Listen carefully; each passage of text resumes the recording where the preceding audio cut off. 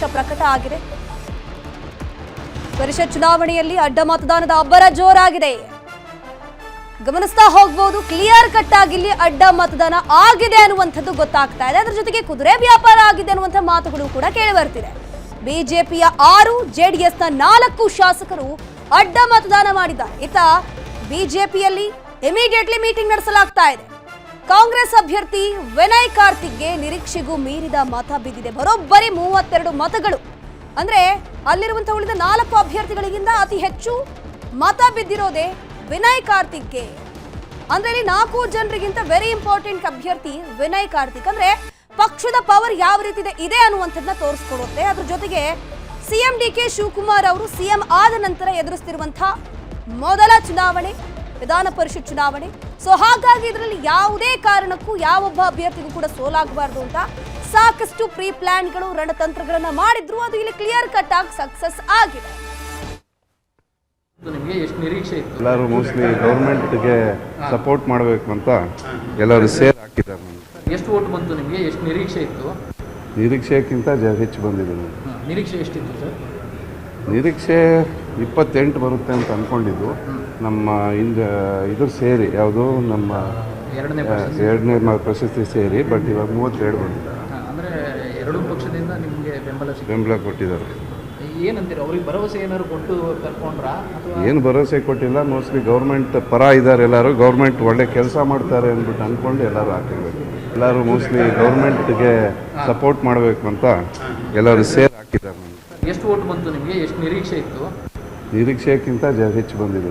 ನಿರೀಕ್ಷೆ ರಾಹುಲ್ ಗಾಂಧಿ, ಸೋನಿಯಾ ಗಾಂಧಿ ಮತ್ತು ನನಗೆ ಮತ ನೀಡಿದ ಎಲ್ಲ ನಮ್ಮ ಕಾಂಗ್ರೆಸ್ ಎಲ್ಲ ಶಾಸಕರು ನಮಗೇನು ನಿಗದಿ ಮಾಡಿದ 30 ಮತಗಳನ್ನ 30 ಮತಗಳನ್ನು ನೀಡೋದ್ರ ಮೂಲಕ ಪಕ್ಷದ ಆದೇಶವನ್ನು ಪುರಸ್ಕರಿಸಿದ್ದಾರೆ. ವಿಶೇಷವಾಗಿ ನಮಗೆ ಅವರಿಗೆ ವೈಯಕ್ತಿಕವಾದ ಕೃತಜ್ಞತೆಗಳನ್ನು ಮತ್ತು ವರಿಷ್ಠರಿಗೆ ರಾಜ್ಯದ ಎಲ್ಲ ನಾಯಕರುಗಳಿಗೂ ಶಾಸಕರಿಗೆ ಕೃತಜ್ಞತೆಯನ್ನು ಈ ಸಂದರ್ಭದಲ್ಲಿ ಸಲ್ಲಿಸ್ತೀನಿ. ರಾಹುಲ್ ಗಾಂಧಿ, ಸೋನಿಯಾ ಗಾಂಧಿ ಮತ್ತು ನನಗೆ ಮತ ನೀಡಿದ ಎಲ್ಲ ನಮ್ಮ ಕಾಂಗ್ರೆಸ್ ಎಲ್ಲ ಶಾಸಕರು ನಮಗೇನು ನಿಗದಿ ಮಾಡಿದ 30 ಮತಗಳನ್ನ 30 ಮತಗಳನ್ನು ನೀಡೋದ್ರ ಮೂಲಕ ಪಕ್ಷದ ಆದೇಶವನ್ನು ಪುರಸ್ಕರಿಸಿದ್ದಾರೆ. ವಿಶೇಷವಾಗಿ ನಮಗೆ ಅವರಿಗೆ ವೈಯಕ್ತಿಕವಾದ ಕೃತಜ್ಞತೆಗಳನ್ನು ಮತ್ತು ವರಿಷ್ಠರಿಗೆ ರಾಜ್ಯದ ಎಲ್ಲ ನಾಯಕರುಗಳಿಗೂ ಶಾಸಕರಿಗೆ ಕೃತಜ್ಞತೆಯನ್ನು ಈ ಸಂದರ್ಭದಲ್ಲಿ ಸಲ್ಲಿಸ್ತೀನಿ. ರಾಹುಲ್ ಗಾಂಧಿ, ಸೋನಿಯಾ ಗಾಂಧಿ ಮತ್ತು ನನಗೆ ಮತ ನೀಡಿದ ನೋಡ್ತಾ ಹೋಗ್ಬೋದು, ಎಲ್ಲರೂ ಕೂಡ ಭಾರಿ ಖುಷಿಯಲ್ಲಿದ್ದಾರೆ. ಕಾಂಗ್ರೆಸ್ನ 5 ಜನ ಅಭ್ಯರ್ಥಿಗಳು ಹಾಗೂ ಬಿಜೆಪಿಯ 2 ಕೂಡ. ಒಂದ್ ರೀತಿ ಬಿಜೆಪಿಯಲ್ಲಿ ಖುಷಿಯ ವಾತಾವರಣ ಒಂದ್ ಕಡೆ, ಆತಂಕದ ವಾತಾವರಣ. ಏನಪ್ಪಾ ಅಂತಂದ್ರೆ ನಮ್ಮವರೇ ನಮ್ಮ ಬೆನ್ನಿಗೆ ಚೂರಿ ಹಾಕಿದ್ರಲ್ವಾ ಅಂತ. ಇತ್ತ ತುರ್ತು ಸುದ್ದಿಗೋಷ್ಠಿಯನ್ನ ಕರೆದಿದ್ದಾರೆ ಸಿಎಂ ಡಿಕೆ ಶಿವಕುಮಾರ್. ವಿಧಾನಸೌಧದಲ್ಲಿ ಸಿಎಂ ಡಿಕೆ ಶಿವಕುಮಾರ್ ಅವರಿಂದ ಸುದ್ದಿಗೋಷ್ಠಿ ನಡೆಸಲಿದ್ದಾರೆ. ಪರಿಷತ್ ಚುನಾವಣೆಯಲ್ಲಿ ಭರ್ಜರಿ ಗೆಲುವನ್ನ ಕಾಂಗ್ರೆಸ್ ಸಾಧಿಸಿದೆ. ಯಾರು ಕೂಡ ಊಹೆ ಮಾಡದ ರೀತಿ 5ನೇ ಅಭ್ಯರ್ಥಿಯ ಗೆಲುವಾಗಿದೆ. 32 ಮತಗಳಿಂದ ವಿನಯ್ ಕಾರ್ತಿಕ್ ಗೆಲುವನ್ನು ಸಾಧಿಸಿರುವಂಥದ್ದು. ಸೊ ಹಾಗಾಗಿ ಈ ಗೆಲುವಿನ ಖುಷಿಯ ಜೊತೆಗೆ ಯಾವ ರೀತಿ ಸ್ಟ್ರಾಟಜಿಗಳಾಯಿತು, ಯಾರೆಲ್ಲ ಎಷ್ಟೆಷ್ಟು ಮತಗಳನ್ನು ಪಡೆದಿದ್ದಾರೆ ಅನ್ನೋದ್ರ ಬಗ್ಗೆ ಕ್ಲಿಯರ್ ಆಗಿ ಮಾಹಿತಿಯನ್ನು ಕೊಡೋದಕ್ಕೆ ಸಿಎಂ ಡಿಕೆ ಶಿವಕುಮಾರ್ ಅವರು ಸುದ್ದಿಗೋಷ್ಠಿಯನ್ನು ಕರೆದಿದ್ದಾರೆ. ಕೆಲವೇ ಕ್ಷಣದಲ್ಲಿ ಮಾಧ್ಯಮಗಳನ್ನು ಉದ್ದೇಶಿಸಿ ಮಾತನಾಡಲಿದ್ದಾರೆ. ಉಸ್ತುವಾರಿ ಸುರ್ಜೇವಾಲಾ, ಸಿಎಂ ಡಿಕೆ ಶಿವಕುಮಾರ್, ಕೆಪಿಸಿಸಿ ಅಧ್ಯಕ್ಷ ಬಿಕೆ ಹರಿಪ್ರಸಾದ್ ಜಂಟಿ ಸುದ್ದಿಗೋಷ್ಠಿಯನ್ನು ನಡೆಸಲಿದ್ದಾರೆ. ಒಂದು ಕಡೆ ಇಲ್ಲಿ ಬಿಜೆಪಿ ಹಾಗೂ ಜೆಡಿಎಸ್ನ ಮಧ್ಯೆ ಇರುವಂತಹ ಮೈತ್ರಿಯಲ್ಲಿ ಬಿರುಕು ಕಾಣಿಸಲಿದೆ ಕ್ಲಿಯರ್ ಕಟ್ ಆಗಿ. ಅದ್ರ ಜೊತೆಗೆ ಎಚ್.ಡಿ. ಕುಮಾರಸ್ವಾಮಿ ಹೇಳ್ತಾ ಬಂದ್ರು, ಒಗ್ಗಟ್ಟಿನ ಪ್ರದರ್ಶನಕ್ಕಾಗಿ ನಾವು ಈ ಬಾರಿ ಸ್ಪರ್ಧೆಯನ್ನ ಹಾಕಿರುವಂಥದ್ದು, ಈ ಸ್ಪರ್ಧೆಗೆ ಕಣಕ್ಕಿಳಿದಿರುವಂಥದ್ದು ಅಂತ. ಬಟ್ ಇಲ್ಲಿ ಒಗ್ಗಟ್ಟು ಅನ್ನುವಂಥದ್ದು ಇಲ್ಲವೇ ಇಲ್ಲ. ಯಾಕಂದ್ರೆ 18 ಶಾಸಕರಲ್ಲಿ ಜೆಡಿಎಸ್ನಲ್ಲಿ 14 ಶಾಸಕರು ಮಾತ್ರ ಗೋವಿಂದರಾಜುಗೆ ವೋಟನ್ನ ಹಾಕಿರುವುದು. 4 ಜನ ಇಲ್ಲಿ first preference as well as second preference. 2 ವೋಟ್ಗಳನ್ನು ಕೂಡ ಕಾಂಗ್ರೆಸ್ನವರಿಗೆ ಹಾಕಿದ್ದಾರೆ, ಕಾಂಗ್ರೆಸ್ನ ಅಭ್ಯರ್ಥಿಗೆ ಹಾಕಿದ್ದಾರೆ. ಸೊ ಹಾಗಾಗಿ ಇಲ್ಲಿ ಜೆಡಿಎಸ್ನಲ್ಲೂ ಕೂಡ ಸಾಕಷ್ಟು ಆತಂಕದ ವಾತಾವರಣ. ನಮ್ಮವರೇ ನಮಗೆ ಮೋಸ ಮಾಡಿದ್ರು ಅನ್ನುವಂಥದ್ದು ಮೊದಲಿಗೆ ಎಲ್ರಿಗೂ ಕೂಡ ಅನುಮಾನ ಇದ್ದಿದ್ದು ಜಿ.ಟಿ. ದೇವೇಗೌಡರ ಮೇಲೆ. ಯಾಕಂದ್ರೆ ಈ ಹಿಂದೆ ಕೂಡ ಡಿ ಕೆ ಶಿವಕುಮಾರ್ ಸಿಎಂ ಆಗಬೇಕು ಅಂತ ಡೈರೆಕ್ಟ್ ಆಗಿ ಮಾಧ್ಯಮದ ಮುಂದೆ ಜಿ.ಟಿ. ದೇವೇಗೌಡರು ಸ್ಟೇಟ್ಮೆಂಟ್ ಅನ್ನು ಕೊಡ್ತಾ ಬಂದ್ರು. ಈಗ ಸಿಎಂ ಆಗಿರುವಂಥದ್ದು ಯಾರು? ಡಿ ಕೆ ಶಿವಕುಮಾರ್ ಅವರು. ಈ ಸಂದರ್ಭದಲ್ಲಿ ಅವರು ಡೈರೆಕ್ಟ್ ಆಗಿ ವೋಟ್ ಹಾಕ್ತಾರೆ ಅಂತ ಎಲ್ಲರೂ ಕೂಡ ಅಂದ್ಕೊಂಡಿದ್ರು. But GT. ದೇವೇಗೌಡರು ನಾನು ಪಕ್ಷಕ್ಕೆ ಪಕ್ಷದ ಅಭ್ಯರ್ಥಿಗೆ ವೋಟ್ ಹಾಕಿದ್ದೀನಿ ಅಂತ ಹೇಳಿದ್ದಾರೆ. ಬಟ್ ಆ ವಿಚಾರಕ್ಕೆ ಸಂಬಂಧಪಟ್ಟಂತೆ ಗೋವಿಂದರಾಜು ಅವರಿಗೆ ಒಂದು ಸ್ಪಷ್ಟ ಚಿತ್ರಣ ಇತ್ತು. ಅಂದ್ರೆ ಇವರು ಕಾಂಗ್ರೆಸ್ಗೆ ವೋಟ್ ಹಾಕಿದ್ದಾರೆ ಅಂತ. ಯಾಕಂದ್ರೆ ಅವರು ಕೊಟ್ಟಂತಹ ಸ್ಟೇಟ್ಮೆಂಟ್ ಕೂಡ ಹಾಗೇ ಇತ್ತು. ಅವರು ಆತ್ಮಸಾಕ್ಷಿಗೆ ವೋಟ್ ಹಾಕಿದ್ದಾರೆ. ಆತ್ಮಸಾಕ್ಷಿ JDSಗೋ ಅಥವಾ ಕಾಂಗ್ರೆಸ್ಗೋ ಅದು ನಮ್ಗೆ ಗೊತ್ತಿಲ್ಲಲ್ವಾ ಅಂತ ಹೇಳ್ಕೊಂಡು ಗೋವಿಂದರಾಜು ಕೂಡ ಸ್ಟೇಟ್ಮೆಂಟ್ ಅನ್ನ ಕೊಟ್ಟಿದ್ರು. ಅಂಡ್ ಪರೋಕ್ಷವಾಗಿ ಅವರು ಸೋಲನ್ನು ಕೂಡ ಒಪ್ಕೊಂಡಿದ್ರು. ಈಗ ಆತ್ಮಾವಲೋಕನ ಮಾಡುವಂತ ಕೆಲಸ ಬಿಜೆಪಿಯಿಂದ ಹಾಗೂ JDSನವರಿಂದ. ಒಂದ್ ಕಡೆ ಬಿಡದಿಯಲ್ಲಿ ಟೌನ್ಶಿಪ್ ವಿಚಾರಕ್ಕೆ ಸಂಬಂಧಪಟ್ಟಂತೆ ವಿಪಕ್ಷ ನಾಯಕ, ರಾಜ್ಯಾಧ್ಯಕ್ಷರು ಎಲ್ಲರೂ ಕೂಡ ಅಲ್ಲಿಗೆ ಹೋದ್ರು. ಆದ್ರೆ ಇಲ್ಲಿ ಚುನಾವಣೆಗೆ ಯಾರೂ ಕೂಡ ಗಮನವನ್ನ ಕೊಟ್ಟಿಲ್ಲ. ತಮ್ಮ ತಮ್ಮ ಶಾಸಕರನ್ನ ಹಿಡಿದಿಟ್ಟುಕೊಳ್ಳುವಲ್ಲಿ ಬಿಜೆಪಿ ಮತ್ತು JDS ಇಬ್ಬರೂ ಕೂಡ ವಿಫಲರಾದ್ರು. ಅಥವಾ JDSನಲ್ಲಿ ಪೋಸ್ಟರ್ ವಾರ್ ಇರಬಹುದು, ಟ್ವಿಟರ್ ವಾರ್ ಇರಬಹುದು, ಪರಸ್ಪರ ವಾಕ್ಸಮರ ಮಾಡುವಲ್ಲೇ ಬ್ಯುಸಿಯಾಗಿ ಹೋಗ್ಬಿಟ್ರು. ಬಟ್ ಪರೋಕ್ಷವಾಗಿ ಕಾಂಗ್ರೆಸ್ನಿಂದ ತೆರೆಮರೆಯ ಹಿಂದೆ ಸಾಕಷ್ಟು ಕಸರತ್ತುಗಳು ನಡೆದಿದೆ. ಅದ್ರ ಜೊತೆಗೆ ಕುದುರೆ ವ್ಯಾಪಾರ ಕೂಡ ಆಗಿದೆ ಅನ್ನುವಂಥ ಮಾಹಿತಿಗಳು ಕೋಲಾರ ಭಾಗದಲ್ಲಿ, ಹಾಸನ ಭಾಗದಲ್ಲಿರುವಂತಹ JDSನ ಶಾಸಕರು ಅಡ್ಡ ಮತದಾನ ಮಾಡಿದ್ದಾರೆ ಅನ್ನುವಂಥ ಮಾಹಿತಿಗಳು ಕೂಡ ಬಲ್ಲ ಮೂಲಗಳಿಂದ ಸಿಗ್ತಾ ಇದೆ. ಇತ್ತ ಬಿಜೆಪಿಯ ನಾಯಕರು ಕೂಡ ತುರ್ತು ಸಭೆಯನ್ನ ನಡೆಸ್ತಾ ಇದ್ದಾರೆ. BY ವಿಜಯೇಂದ್ರ ಹಾಗೂ ಆರ್ ಅಶೋಕ್ ನೇತೃತ್ವದಲ್ಲಿ ಸಭೆ ನಡೀತಾ ಇರುವಂತದ್ದು. ಯಾರಿಲ್ಲಿ ಕುದುರೆ ವ್ಯಾಪಾರಕ್ಕೆ ಒಳಗಾದ್ರು, ಯಾರಿಲ್ಲಿ ಅಡ್ಡ ಮತದಾನಕ್ಕೆ ಒಳಗಾದ್ರು, ಯಾರು ಅಡ್ಡ ಮತದಾನವನ್ನ ಮಾಡಿದ್ದಾರೆ ಅನ್ನೋದ್ರ ಬಗ್ಗೆ ಬಿಜೆಪಿ ನಾಯಕರು ಸಭೆಯನ್ನ ಕರೆದು ಚರ್ಚೆಯನ್ನ ನಡೆಸಲಿದ್ದಾರೆ. ಸೊ ಇಲ್ಲೂ ಕೂಡ ಅವರಿಗೆ ದ ಬಿಗ್ಗೆಸ್ಟ್ ಬ್ಲಾಕ್ ಕ್ಲಾಶ್ ಅಂತಾನೆ ಹೇಳ್ಬೋದು. ಈಗ ಹೈಕಮಾಂಡ್ಗೂ ಕೂಡ ಉತ್ತರವನ್ನು ಕೊಡ್ಬೇಕಲ್ವಾ, ವರಿಷ್ಠರಿಗೂ ಕೂಡ. ಸೊ ಹೀಗಾಗಿ ಬಿಜೆಪಿಯ ನಾಯಕರು ಈಗಾಗಲೇ ಮೀಟಿಂಗ್ ಅನ್ನ ಮಾಡ್ತಾ ಇದ್ದಾರೆ, ನಡೆಸ್ತಾ ಇದ್ದಾರೆ. ಇತ್ತ CM DK ಶಿವಕುಮಾರ್ ಅವರು ಫುಲ್ ಖುಷಿಯಲ್ಲಿದ್ದಾರೆ. ವೋಟ್ ಹಾಕೋಕೆ ಹೋದಂತಹ ಸಂದರ್ಭದಲ್ಲೇ ಅವ್ರ ಮುಖ ನೋಡಿದ್ರೆ ಕ್ಲಿಯರ್ ಕಟ್ ಆಗಿ 5 ಜನ ಅಭ್ಯರ್ಥಿಗಳು ಗೆದ್ದೇ ಗೆಲ್ತಾರೆ ಅನ್ನುವ ರೀತಿ ಇತ್ತು. ಅದೇ ರೀತಿ 5 ಜನರು ಕೂಡ ಗೆಲುವನ್ನ ಸಾಧಿಸಿದ್ದಾರೆ. ಸುರ್ಜೇವಾಲಾ, DK ಶಿವಕುಮಾರ್ ಹಾಗೂ KPCC ಅಧ್ಯಕ್ಷ BK ಹರಿಪ್ರಸಾದ್ ಇವರ ನೇತೃತ್ವದಲ್ಲಿ ಕೆಲವೇ ಕ್ಷಣಗಳಲ್ಲಿ ಸುದ್ದಿಗೋಷ್ಠಿ ಕೂಡ ನಡೆಯಲಿದೆ. ಈ ಕುದುರೆ ವ್ಯಾಪಾರದ ಬಗ್ಗೆ ಕೂಡ ಸ್ಪಷ್ಟನೆ ಕೊಡುವಂತಹ ಚಾನ್ಸಸ್ ಕೂಡ ಇದೆ. ಈಗ ಒಂದು ಕಡೆ JDSನಲ್ಲಿ ಎಸ್ಪೆಷಲಿ HD ಕುಮಾರಸ್ವಾಮಿಗೆ ಭಾರಿ ಮುಖಭಂಗ ಆಗಿರುವಂಥದ್ದು. ಬಿಡದಿ ಟೌನ್ಶಿಪ್ ವಿಚಾರಕ್ಕೆ ಸಂಬಂಧಪಟ್ಟಂತೆ ಪೋಸ್ಟರ್ ವಾರ್ಗಳು ಆ ಭಾಗದಲ್ಲಿ ಆಗ್ತಾ ಇದೆ. ಆ ಸಂದರ್ಭದಲ್ಲಿ ವಾಕ್ಸಮರಗಳು ಕೂಡ ಶುರುವಾಗಿತ್ತು. ಬಟ್ ಈಗ ಈ ವೋಟಲ್ಲಿ ತಮ್ಮ ಪಕ್ಷದ ತಮ್ಮ ಶಾಸಕರೇ ಈ ರೀತಿ ಮಾಡಿದಂತಹ ಸಂದರ್ಭದಲ್ಲಿ ಭಾರಿ ಮುಜುಗರಕ್ಕೆ HD ಕುಮಾರಸ್ವಾಮಿ ಅವರು ಒಳಗಾಗಿದ್ದಾರೆ. ಒಟ್ಟು 18 ಶಾಸಕರು JDSನಲ್ಲಿ ಇರೋದು. ಅದರಲ್ಲಿ ಬರೀ 14 ಶಾಸಕರು ಮಾತ್ರ JDSನ ಅಭ್ಯರ್ಥಿ ಗೋವಿಂದರಾಜುಗೆ ವೋಟನ್ನು ಹಾಕಿರುವಂಥದ್ದು. ಇನ್ನುಳಿದ 4 ಜನ ಶಾಸಕರು ಕೂಡ ಕಾಂಗ್ರೆಸ್ಗೆ ಹಾಕಿದ್ದಾರೆ. ಇತ್ತ ಬಿಜೆಪಿಯಲ್ಲಿ ಬರೋಬ್ಬರಿ 6 ಜನ ಬಿಜೆಪಿಯ ಶಾಸಕರು ಕಾಂಗ್ರೆಸ್ಗೆ ವೋಟನ್ನು ಹಾಕಿರುವಂಥದ್ದು. 5 ಜನ ಅಭ್ಯರ್ಥಿಯಲ್ಲಿ ಎಸ್ಪೆಷಲಿ ವಿನಯ್ ಕಾರ್ತಿಕ್ ಏನಿದ್ದಾರೆ, ಈ ಬಾರಿಯ ಈ ಒಂದು ವಿಧಾನ ಪರಿಷತ್ನ ಎಲೆಕ್ಷನ್ನ ಹೈಲೈಟ್ ಆಗಿದ್ರು. ಯಾಕಂದ್ರೆ ಪ್ರತಿ ಬಾರಿ 4 ಜನ ಅಂತ ಅನ್ಕೊಂಡಿದ್ರು ಎಲ್ಲರೂ ಕೂಡ. 4 ಅಭ್ಯರ್ಥಿನ ಅನೌನ್ಸ್ ಮಾಡುತ್ತೆ ಅಂತ 4ನೇ ಅಭ್ಯರ್ಥಿನ ಅನೌನ್ಸ್ ಮಾಡಾಗಿತ್ತು. ಅದಾದ್ಮೇಲೆ ಕೆಲ ದಿನಗಳ ಬಳಿಕ ವಿನಯ್ ಕಾರ್ತಿಕ್ನ ಆಶ್ಚರ್ಯ ಅನ್ನೋ ರೀತಿ 5ನೇ ಅಭ್ಯರ್ಥಿಯಾಗಿ ಘೋಷಣೆ ಮಾಡಲಾಗುತ್ತೆ. ಆವಾಗ ವಿನಯ್ ಏನಿದ್ದಾರೆ, DK ಶಿವಕುಮಾರ್ ಅವರ ಅತ್ಯಾಪ್ತ ಕೂಡ, ಬಿಸ್ನೆಸ್ ಮ್ಯಾನ್ ಕೂಡ. ಸೊ ನೋಡಬೇಕು ಯಾವ ರೀತಿ ಸ್ಟ್ರಾಟಜಿಗಳನ್ನ ಯೂಸ್ ಮಾಡ್ತಾರೆ ಅಂತ ಎಲ್ಲರೂ ಕೂಡ ಅಂದ್ಕೊಂಡಿದ್ರು. ಬಟ್ ಇಲ್ಲಿ DK ಶಿವಕುಮಾರ್ ಅವರ ರಣತಂತ್ರ ಏನಿದೆ, ಅವರು ತೆರೆಮರೆ ಹಿಂದೆ ಮಾಡಿರುವಂಥ ಸಾಕಷ್ಟು ಸರ್ಕಸ್ಗಳು ಏನಿದೆ, ಎಲ್ಲವೂ ಕೂಡ ಸಕ್ಸಸ್ ಆಗಿದೆ. ಒಂದು ರೀತಿ ಮುಟ್ ನೋಡುವಂಥ ಪೆಟ್ಟನ್ನ HD ಕುಮಾರಸ್ವಾಮಿ ಅವರಿಗೆ ಮತ್ತೆ ಬಿಜೆಪಿಗರಿಗೆ DK ಶಿವಕುಮಾರ್ ಅವರು ಕೊಟ್ಟಿರುವಂಥದ್ದು. ಅಧಿಕಾರ ನನ್ನ ಕೈಯಲ್ಲಿದೆ, ಅದನ್ನ ಸರಿಯಾಗಿ ನಿಭಾಯಿಸ್ಕೊಂಡು ಹೋಗ್ತೀನಿ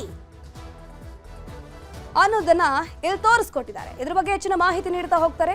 ಆಲ್ರೆಡಿ ಸಂಪರ್ಕದಲ್ಲಿದ್ದಾರೆ ನಮ್ಮ ಪೊಲಿಟಿಕಲ್ ಬ್ಯೂರೋ ಹೆಡ್ ಆಗಿರುವಂತಹ ಚಿದಾನಂದ್ ಪಟೇಲ್. ಪಟೇಲ್ರೇ, ಈಗ ಕುದುರೆ ವ್ಯಾಪಾರಕ್ಕೆ ಒಳಗಾಗಿರುವಂತಹ ಶಾಸಕರು ಯಾರು ಅನ್ನೋದು ಮಾಹಿತಿ ಸಿಗ್ತಾ ಇದೆಯಾ, ಹೇಗೆ? ಧನುಶ್ರೀ, ಈಗ ಭಾರತೀಯ ಜನತಾ ಪಕ್ಷದ ವಿಚಾರದಲ್ಲಿ ಭಾರತೀಯ ಜನತಾ ಪಕ್ಷಕ್ಕೆ ಇನ್ನೊಂದು ಆಘಾತಕಾರಿ ಇದೀಗ ಮಹತ್ವದ ವಿಷಯ ಹೊರಬೀಳ್ತಿರ್ತಕ್ಕಂಥ. ಈಗಾಗಲೇ ಭಾರತೀಯ ಜನತಾ ಪಕ್ಷದ ಲೆಕ್ಕಾಚಾರದ ಪ್ರಕಾರ, ಅವರ ಆಂತರಿಕ ಲೆಕ್ಕಾಚಾರದ ಪ್ರಕಾರ, ಭಾರತೀಯ ಜನತಾ ಪಕ್ಷದ ಸದ್ಯದ ಲೆಕ್ಕಾಚಾರದ ಪ್ರಕಾರ 4 ಓಟ್ಗಳು ಅಡ್ಡ ಮತದಾನ ಆಗಿದೆ ಅಂತ ಈಗಾಗಲೇ ಚರ್ಚೆ ಆಗ್ತಿರ್ತಕ್ಕಂಥದ್ದು.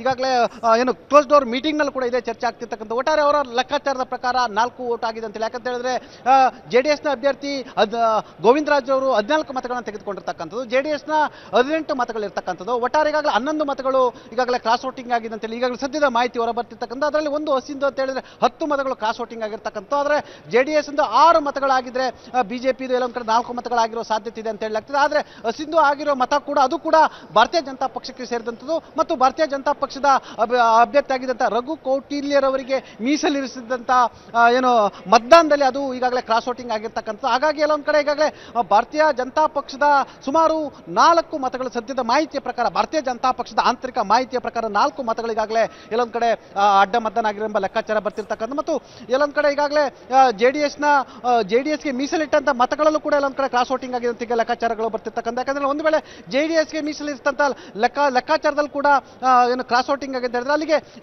ಇನ್ನೂ 2 ಪ್ಲಸ್ ಸೇರುತ್ತೆ, ಅಲ್ಲಿಗೆ 6 ಮತಗಳು ಅಂತ ಈಗ ಲೆಕ್ಕಾಚಾರಗಳು ಬರ್ತಿರ್ತಕ್ಕಂಥ. ಅಲ್ಲಿಗೆ ಒಂದು ಹಸಿಂದ ಸೇರಿದ 7 ಮತಗಳು ಲೆಕ್ಕಾಚಾರದಲ್ಲಿ ಸೇರುವ ಸಾಧ್ಯತೆ ಇರತಕ್ಕಂಥ. ಒಟ್ಟಾರೆ ಜೆಡಿಎಸ್ನಿಂದ 4 ಮತಗಳು ಕ್ರಾಸಿಂಗ್ ವೋಟ್ ಆಗಿದೆ ಅಂತ ಹೇಳ್ತಿರ್ತಕ್ಕಂಥ. ಹಾಗಾಗಿ ಎಲ್ಲೊಂದು ಕಡೆ ಈಗ ಭಾರತೀಯ ಜನತಾ ಪಕ್ಷಕ್ಕೆ ಈಗ ಅತಿ ದೊಡ್ಡ ಟೆನ್ಷನ್ ಆಗಿರ್ತಕ್ಕಂಥದ್ದು. ಬಹುಶಃ ಇಲ್ಲಿನ ಲೆಕ್ಕಾಚಾರದ ಪ್ರಕಾರ ಈಗಾಗಲೇ ಎಲ್ಲೊಂದು ಕಡೆ ಅಶೋಕ್ ಮತ್ತು ವಿಜೇಂದ್ರ ಅವರು ಕರೆದಿರ್ತಕ್ಕಂಥ ರಹಸ್ಯದ ಈಗೊಂದು ಕ್ಲೋಸ್ ಡೋರ್ ಮೀಟಿಂಗ್ ನಲ್ಲಿ ಆತಂಕ ವ್ಯಕ್ತಪಡಿಸಿರ್ತಕ್ಕಂಥ. ಬಹುಶಃ ಎಲ್ಲೊಂದು ಕಡೆ ಈ ಅಡ್ಡ ಮತದಾನ ಅಂದ್ರೆ ತಮ್ಮ ಶಾಸಕರನ್ನು ಹಿಡಿದಿಟ್ಟುಕೊಳ್ಳುವಲ್ಲಿ ಯಶಸ್ವಿ ಆಗಿಲ್ಲ. ಆ ಮುಖಾಂತರ ಎಲ್ಲೊಂದು ಕಡೆ ಕ್ರಾಸ್ ವೋಟಿಂಗ್ ಆಗಿರೋ ವಿಚಾರ ಸಂಬಂಧಪಟ್ಟ ಬಹುಶಃ ಭಾರತೀಯ ಜನತಾ ಪಕ್ಷದ ಅತಿ ದೊಡ್ಡ ನಾಯಕರ ತಲೆದಂಡ ಆಗುವುದು ಖಚಿತ ಅಂತ ಹೇಳಲಾಗ್ತದೆ. ಅದು ಅಶೋಕ್ ಇರ್ಬೋದು ಅಥವಾ ವಿಜೇಂದ್ರ ಇರುವಂಥದ್ದು. ಯಾಕಂತ ಹೇಳಿದ್ರೆ 2028ಕ್ಕೆ ಚುನಾವಣಾ ದಿಕ್ಸೂಚಿ ಇಟ್ಕೊಂಡು ಭಾರತೀಯ ಜನತಾ ಪಕ್ಷ ಒಂದಷ್ಟು ಸ್ಟ್ರಾಟಜಿನ ಮಾಡ್ತಿದ್ದಾರೆ. ನಾನು ಮುಂದಿನ 6 ತಿಂಗಳ ನಂತರ ಎಲ್ಲೊಂದು ಕಡೆ ರಾಜ್ಯಕ್ಕೆ ಎಂಟ್ರಿ ಆಗಲಿಕ್ಕೆ ಪ್ಲಾನ್ ಅನ್ನ ಮಾಡಿತ್ತು. ಹಾಗಾಗಿ ಅದಕ್ಕೆ ಒಂದಷ್ಟು ರೂಪರೇಷಣೆ ಮಾಡಿತ್ತು. ಯಾಕಂತ ಈಗಾಗಲೇ ಡಿ ಕೆ ಶಿವಕುಮಾರ್ ಅವರು ಮುಖ್ಯಮಂತ್ರಿ ಆಗಿರ್ತಕ್ಕಂಥದ್ದು, ಅಗ್ರಚೀವಿ ನಾಯಕ ಆಗಿರ್ತಕ್ಕಂಥದ್ದು. ಯಾಕಂತ ಹೇಳಿದ್ರೆ ಮುಖ್ಯಮಂತ್ರಿಯಾಗಿ ಅಧಿಕಾರ ವಹಿಸಿಕೊಂಡ ಮೊದಲ ಚುನಾವಣೆಯಲ್ಲಿ ಎಲ್ಲೊಂದು ಕಡೆ ಬಿಜೆಪಿಯ ಬುಟ್ಟಿಗೆ ಕೈ ಹಾಕಿರ್ತಕ್ಕಂಥದ್ದು, ಎಲ್ಲೊಂದು ಕಡೆ ಆತಂಕ ಎದುರಾಗಿರ್ತಕ್ಕಂಥದ್ದು. ಬೆನ್ನಲ್ಲೇ ಜೆಡಿಎಸ್ ಬುಟ್ಟಿಗೆ ಕೈ ಹಾಕಿರ್ತಕ್ಕಂಥದ್ದು. ಆ ಮುಖಾಂತರ ಎಲ್ಲೊಂದು ಕಡೆ NDA ಬುಟ್ಟಿಗೆ ಕೈ ಹಾಕಿರ್ತಕ್ಕಂಥದ್ದು. ಇದು ಎಲ್ಲೊಂದು ಕಡೆ 2028 ಚುನಾವಣೆಗೆ ವ್ಯತಿರಿಕ್ತ ಪರಿಣಾಮ ಬೀರುವ ಸಾಧ್ಯತೆ ಇದೆ ಎಂಬ ಲೆಕ್ಕಾಚಾರಗಳು ಕೇಳಿ ಬರ್ತಿರ್ತಕ್ಕಂಥದ್ದು. ಮುಖಾಂತರ ಈಗ ಸದ್ಯದ ಮಾಹಿತಿ ಪ್ರಕಾರ ಭಾರತೀಯ ಜನತಾ ಪಕ್ಷದ ಮಾಹಿತಿಯ ಪ್ರಕಾರ 4 ಮತಗಳು ಸಿಂಧು ಅಂತೇಳಿ ಈಗಾಗಲೇ ಕೇಳಿ ಅಡ್ಡ ಮತದಾನ ಅಂತ ಹೇಳ್ತಿರ್ತಕ್ಕಂಥದ್ದು. ಹಾಗಾಗಿ ಈಗಾಗಲೇ ನಮ್ಮ ಜೊತೆ ತಾವು ನೋಡಿರ್ಬೋದು ಗೆದ್ದಿರ್ತಕ್ಕಂಥ ಅಭ್ಯರ್ಥಿಗಳು ಈಗಾಗಲೇ ನಮ್ಮ ಮುಂದೆ ಇರ್ತಕ್ಕಂಥದ್ದು. ಬನ್ನಿ ಈಗ ನಾವು ಮಾತನಾಡೋಣ. ಈಗ ಮಳವಳ್ಳಿ ಶಿವಣ್ಣ ಇದ್ದಾರೆ. ಪಟೇಲ್ರೆ ಮಾತನಾಡಿಸ್ತಾ ಹೋಗ್ತೀನಿ. ಈಗ ಸಿಎಂ ಡಿ ಕೆ ಶಿವಕುಮಾರ್ ಅವರು, ಸುರ್ಜೇವಾಲಾ ಹಾಗೇನೆ ಕೆಪಿಸಿಸಿ ಅಧ್ಯಕ್ಷರಾಗಿರುವಂತಹ BK ಹರಿಪ್ರಸಾದ್ ಅವರು ವಿಧಾನಸೌಧದಲ್ಲಿ ಮಾಧ್ಯಮವನ್ನ ಉದ್ದೇಶಿಸಿ ಮಾತನಾಡ್ತಾ ಇದ್ದಾರೆ.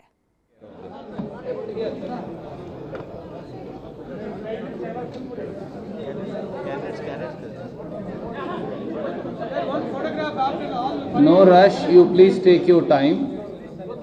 The camera friends, whenever they are ready, then we will start. I meant the electronic media. You are ready.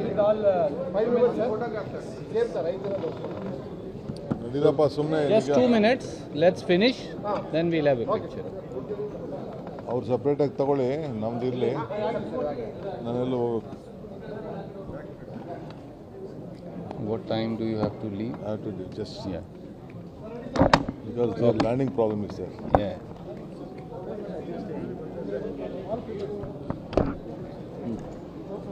Shall we start?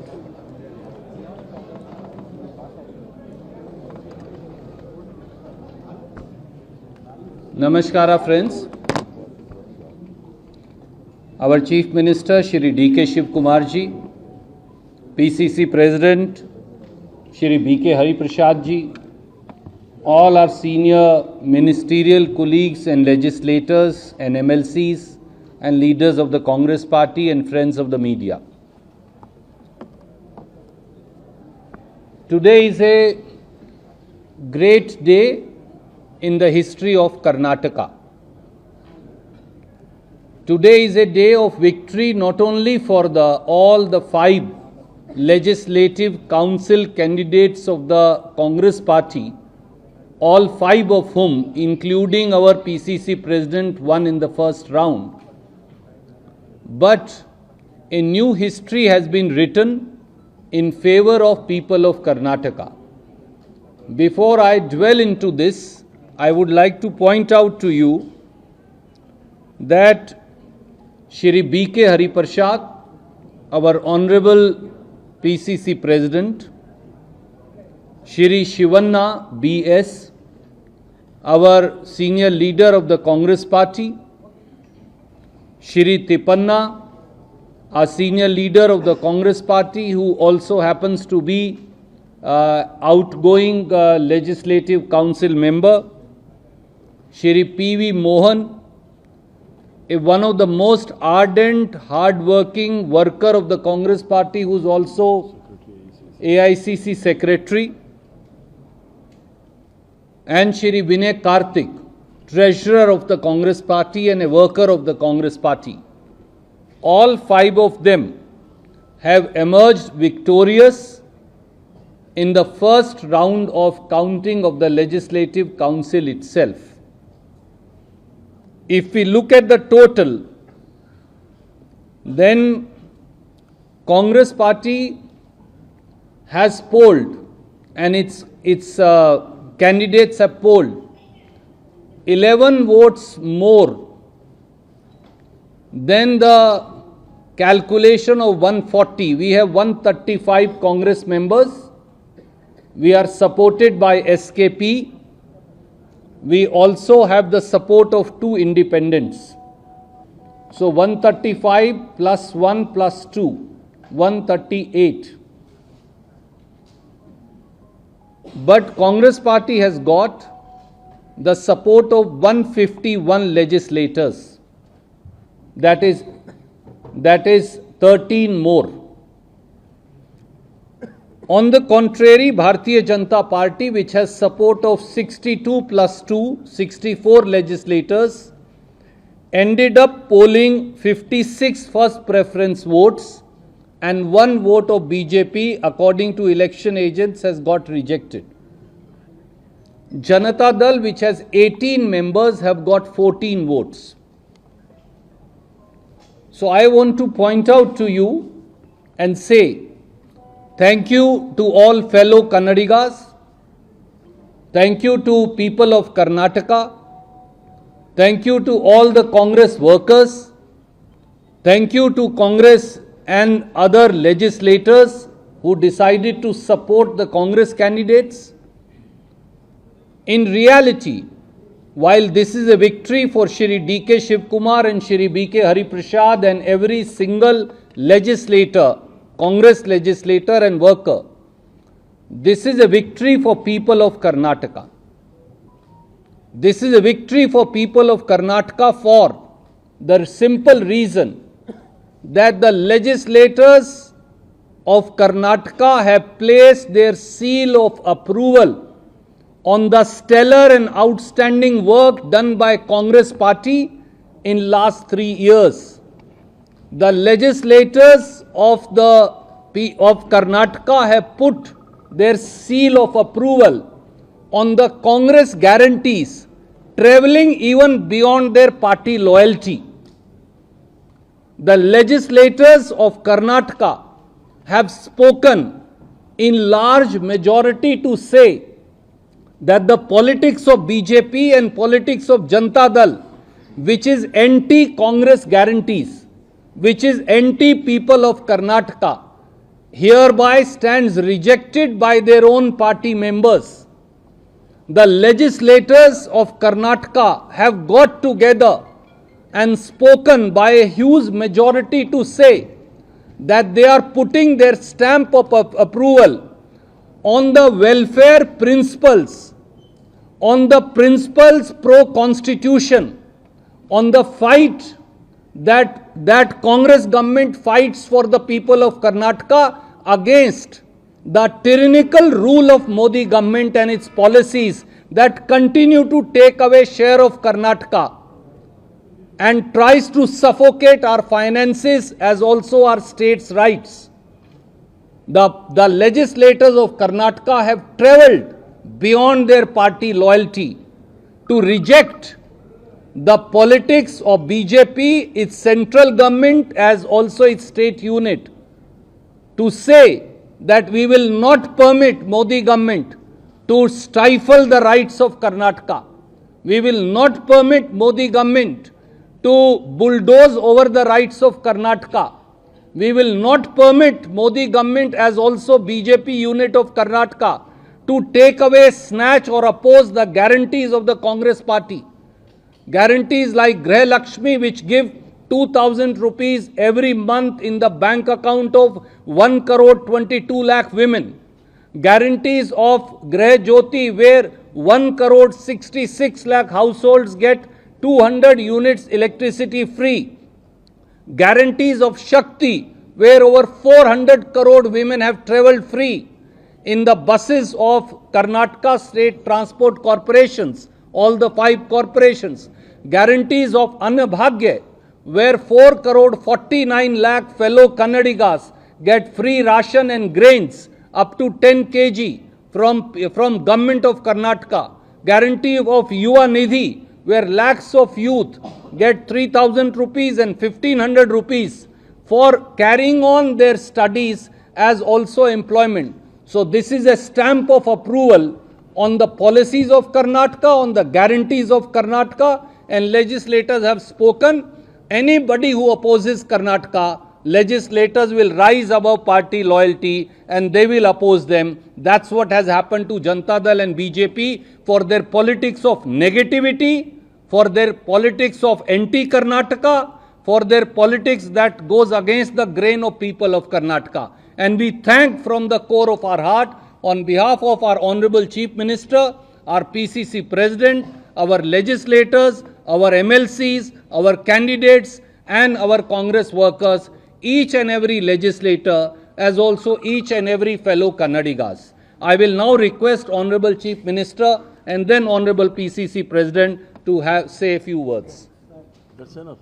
No. Please.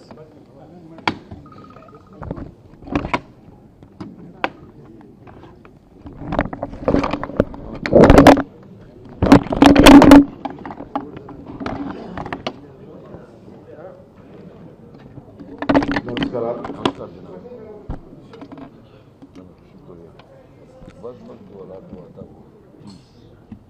ನಮ್ಮ ಪಕ್ಷದ ಉಸ್ತುವಾರಿಗಳಂತ ಸುರ್ಜೇವಾಲಾ ಅವರಿಗೆ,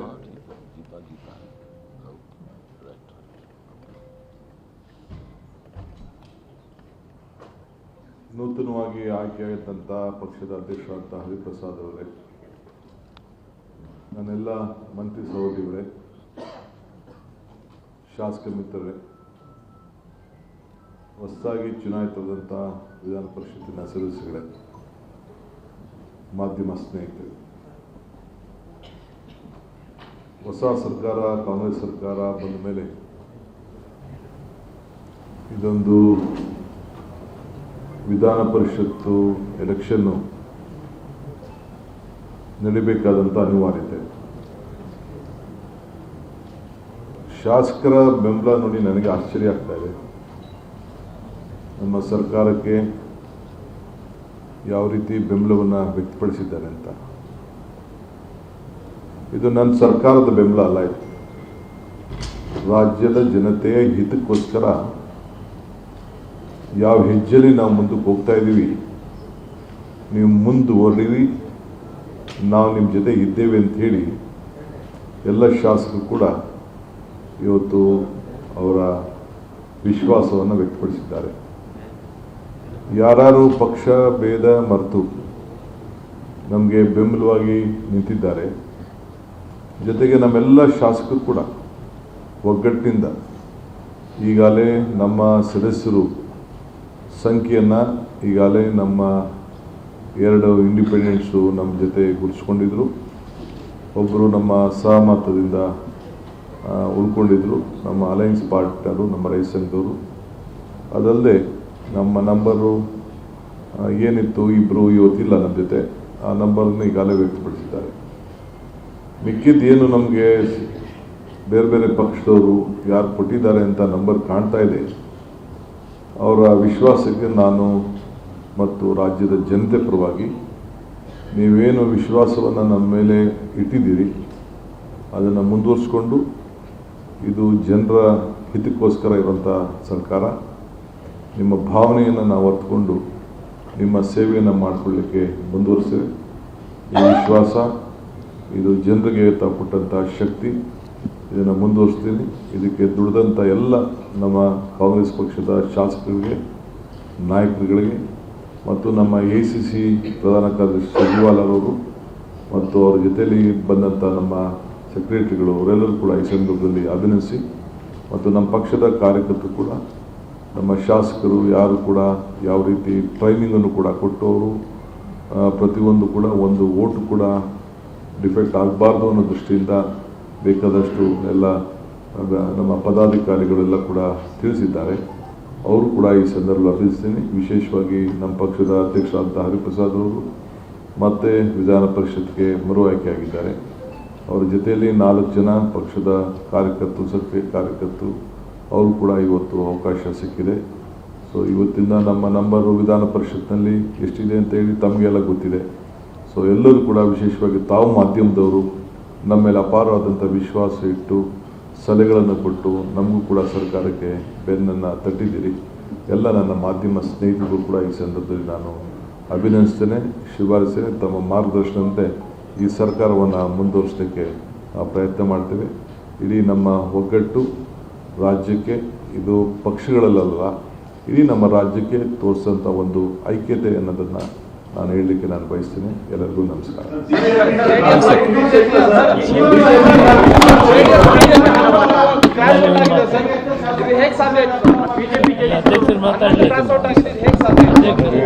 ನೋಡಪ್ಪ, ನನಗೇನು ಗೊತ್ತಿಲ್ಲ, ವೋಟ್ ಯಾರು ಹಾಕಿದಾರಂತ ನನಗೆ ಗೊತ್ತಿಲ್ಲ.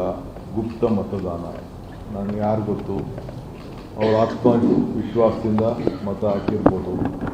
ನಾನು ಯಾರನ್ನೂ ಮಾತಾಡೋಕ್ಕೆ ಹೋಗಿಲ್ಲ, ಯಾರನ್ನೂ ಕೇಳಿಲ್ಲ. ನಾವು 5 ಜನ ಅರ್ಜಿ ಹಾಕಿದ್ದು, ನಮ್ಮ ನಂಬರ್ ಏನಿದ್ದು ಅಂತ ನಿಮಗೆಲ್ಲ ಗೊತ್ತಿತ್ತು. ಅವರು ವೋಟ್ ಹಾಕಿದ್ದಾರೆ. 5 ಜನ ಗೆಲ್ತಾರೆ ಅನ್ನೋದು ನನಗೆ ವಿಶ್ವಾಸ ಇತ್ತು. 5 ಜನ ನಾವು ಅರ್ಜಿ ಹಾಕಿದ್ದು, ನಮ್ಮ ಪಕ್ಷ ಸೂಚಿಸಿತ್ತು, ಅವರು ಗೆದ್ದಿದ್ದಾರೆ. ಅಷ್ಟು ಗೊತ್ತು ಬಿಟ್ಟರು ನನಗೇನು ಅವ್ರ ಇಂಟರ್ನಲ್ ವಿಚಾರ, ನನಗೆ ಏನೇನಿದೆಯೋ, ಯಾವ ಪಾರ್ಟಿಲಿ ಏನಿದೆಯೋ, ದಳದಲ್ಲಿ ಏನಿದೆಯೋ, BJP ಏನಿದೆಯೋ, ಇನ್ನೊಂದು ಪಾರ್ಟಿಲಿ ಇದೆಯೋ, ನನಗೇನು ಗೊತ್ತಿಲ್ಲ. ಅವ್ರನ್ನ ಉಚ್ಚಾಟನೆ ಮಾಡಿ ಕಳಿಸ್ಬಿಟ್ಟಿದ್ರಲ್ಲ, ಅವ್ರನ್ನ ಕಳಿಸ್ಬಿಟ್ಟಿದ್ರು. ನೀವು ನಮ್ಮ ಹತ್ರ ಇರಬೇಡಿ, ಹೋಗ್ಬಿಡಿ ಅಂತೇಳಿ. ಓದೋರ್ನ ಪಾಪ ನಾವು ಹಂಗೆ ದಾರಿಲಿ ಬಿಡೋಕ್ಕಾಗ್ತದ? ಇಲ್ಲಿ ಅಂತೇಳಿ ನಾವು ಪಾಪ ರಸ್ತೆ ಇಲ್ಲದೆ ಹೋದಂತೆ ದಾರಿ ತೋರಿಸೋಂಥ ರಿಕ್ವೆಸ್ಟ್ ಅವರ PCC ಪ್ರೆಸಿಡೆಂಟ್. ಎಲ್ರಿಗೂ ನಮಸ್ಕಾರ.